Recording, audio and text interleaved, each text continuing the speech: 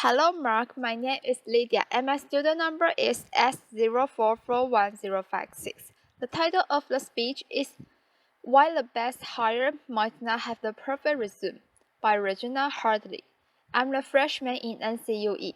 Your company launches a search for an open position.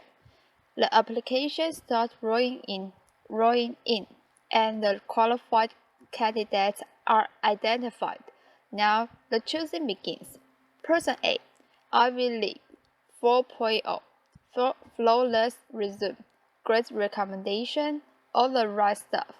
Person B, state school, fair amount of job hopping, and odd jobs like cashier and singing waitress.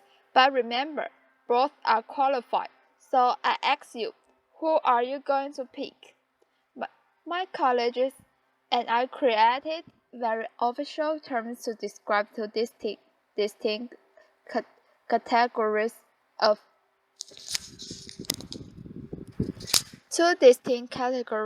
candidates. We call A the silver spoon, the one who clearly had an advantage and was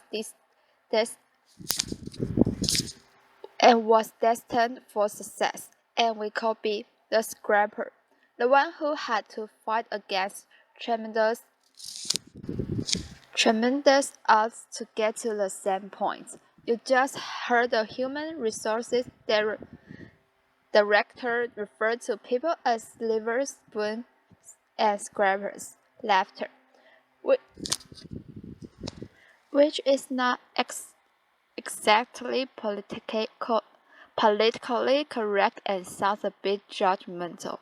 But before my human resources certification gets revoked, laughter, let me explain.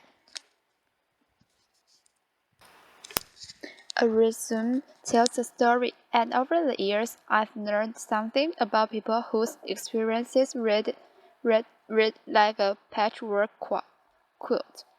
That makes me stop and fully consider them before tossing their resumes away. A series of odd jobs may indicate inconsistency, lack of focus, unpredictability, or it may signal a committed struggle against obstacles.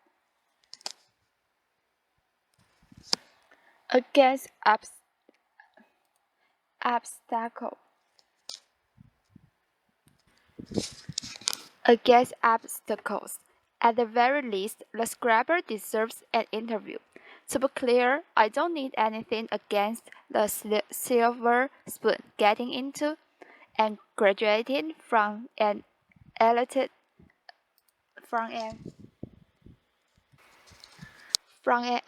university takes a lot of hard work and sacrifice.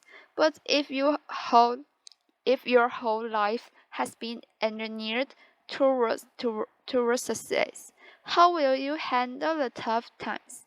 One person I hired felt that because he attended an elite university, there were certain assignments that were beneath him, like temporarily doing manual labor to better understand an operation. Eventually, he quit. But on the flip side, what happens when your whole life is destined for failure and you actually succeed? I want to urge you to interview the scrapper. I know a lot about this because I'm a scrapper. Before I was born, my father was diagnosed with paranoid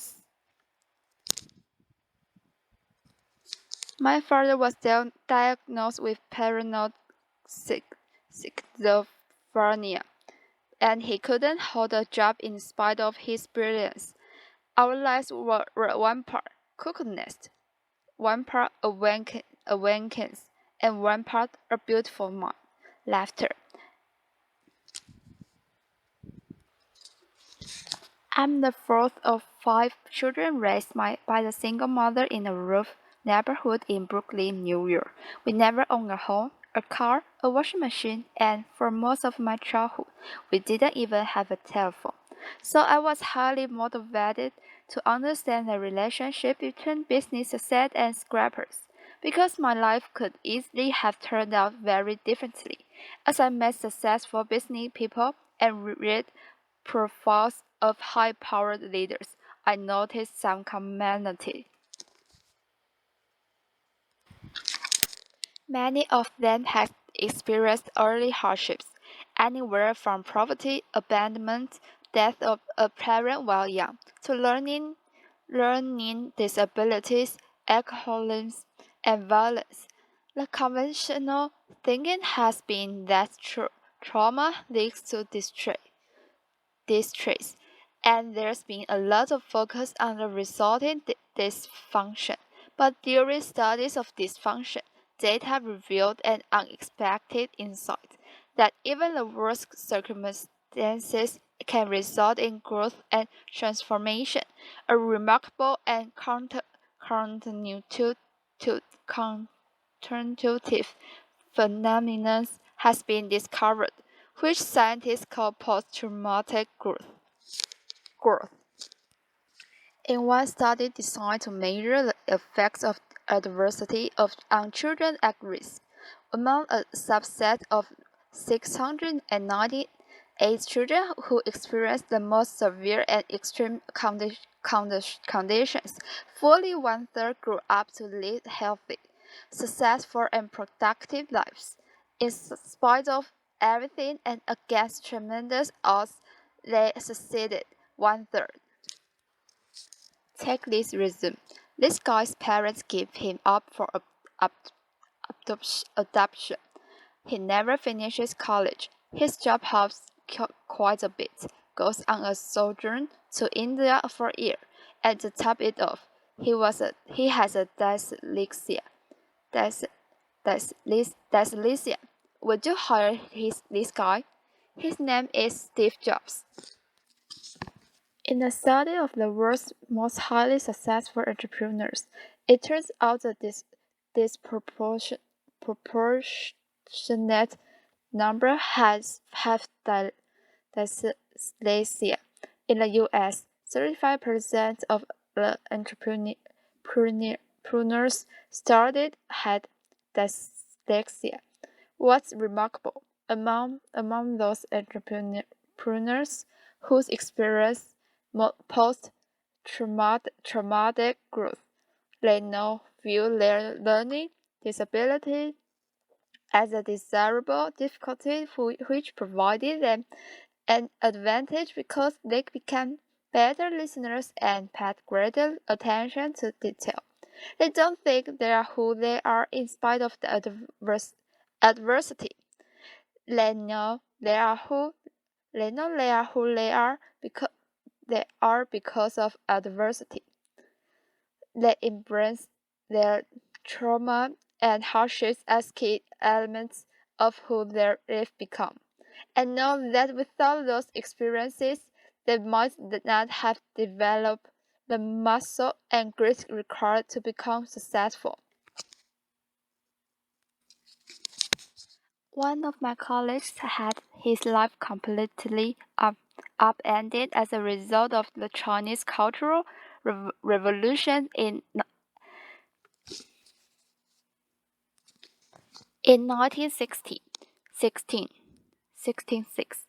At the age 13, his parents were relocated to the countryside. The schools were closed, and he was left alone in Beijing to fend for himself until 16, when he got a job in a clothing factory. But instead of accepting his fate, he made a resolution that he would continue his formal education. 11 years later, when the political landscape changed, he heard about a highly selective university admissions test. He had 3 months to learn the entire curriculum of middle and high school. So every day he came home from the factory, took a nap, studied until 4 a.m., went back to work, and repeated this cycle every day for 3 months. He did it. He succeeded. His commitment So his education unwavering, and he never lost hope. Today he holds a master's degree, and his daughters each have degrees from Corn- Cornell and Harvard. Scrappers are propelled by the belief that the only person you have full control over is yourself. Things don't turn out well, scrappers ask, what can I do differently to create a better result? Scrappers have a sense of purpose that prevents them from giving up on themselves. Kind of like if you survived poverty, a crazy father, and survived several muggings, you figure. Business challenges. Laughter. Really? Piece of cake. I got this. Laughter. And that reminds me, humor.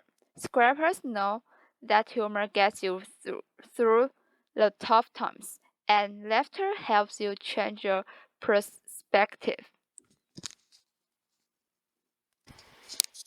And finally, there are relationships. People who overcome adversity don't do it alone. Somewhere along the way, they find people who bring out the best in them and who are invested in their success. Having someone you can count on no matter what is essential to overcoming adversity. I was lucky.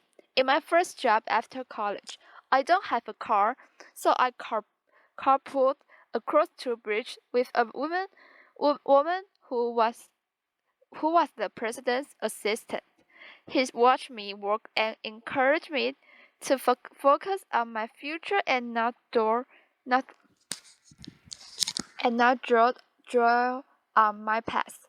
Along the way, I've met many people who've provided my brutally honest feedback, advice, and mentorship. These people don't mind that I once worked as a singing waitress to help pay for college. Laughter.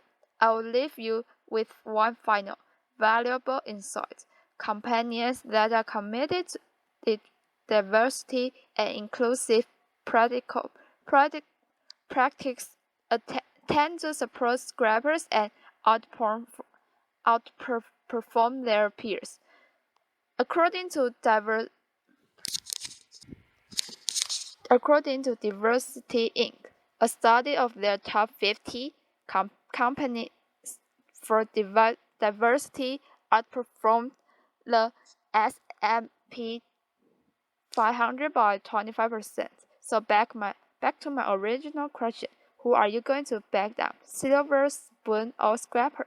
I say choose the underestimated contender whose secret weapons and passion are patient and purpose. Hire a scrapper. Applause.